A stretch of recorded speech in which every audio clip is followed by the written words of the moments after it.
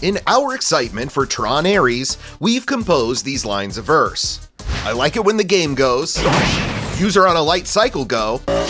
Flynn, I know you want to show that new Tron. Anyways, So there will be some questions? Yes. Okay, great. Yeah. Fine, let's get into this. This is why we're stoked for TRON Ares. Starring Jared Leto as an advanced artificial intelligence program, perfect, TRON Ares reverses the franchise's tried and true formula of sucking humans into a video game to play deadly rounds of light cycle.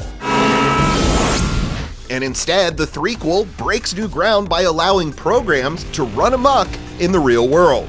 That's just perfect. Okay, we're pretty sure Tron Guy is human and not a program, unlike producer star Jared Leto's character, Ares, who is master control of the Dillinger security grid and the AI that's let loose on Earth. You know, he's a warrior. He's a new type of program, really something we haven't seen before in the grid. Which 30 Seconds to Mars song describes this film? I would say this is war. Which is fitting for Ares, the god of war in Greek mythology. Perhaps he's declaring war on humankind? If he is, Evan Peters' character may have something to say about that, as he is playing Julian Dillinger. but that says something, right? Dillinger. Greta Lee does not lie. Dillinger is the namesake of the Dillinger security grid that Ares oversees, and a relative of the first film's antagonist, the evil senior executive vice president, Ed Dillinger. Played by David Warner, he's also Sark inside the game. Cute. End of line. Cillian Murphy had an uncredited role in the second film, Tron Legacy, as Ed Jr., so Peters' Julian could be a son or brother of Ed Jr.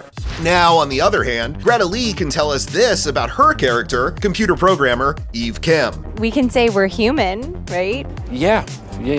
Humans for ish. Okay, well, we also know that Gillian Anderson, Jodie Turner-Smith, and Hassan Minhaj are joining the cast, while Jeff Bridges will be returning to play his role of Kevin Flynn from the first two films. Long time.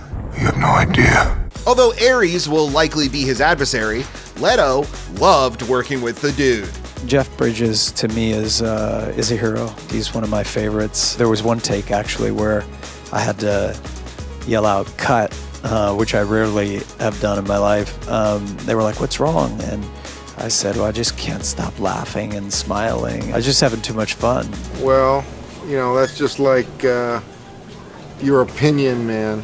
Disney has kept the franchise alive for 40 years in comics, video games, and theme park attractions, so it's no surprise that the Mouse House was developing a Tron threequel before Tron Legacy even hit theaters in 2010. In the time since, the project has evolved from a direct continuation of the second film to a standalone sequel, or a soft reboot. There will likely be plenty of Easter eggs for us Tron heads, like that Dillinger connection, but you can probably jump into the new film without having seen the originals, or the animated series Tron Uprising, which acts as a bridge between those first two.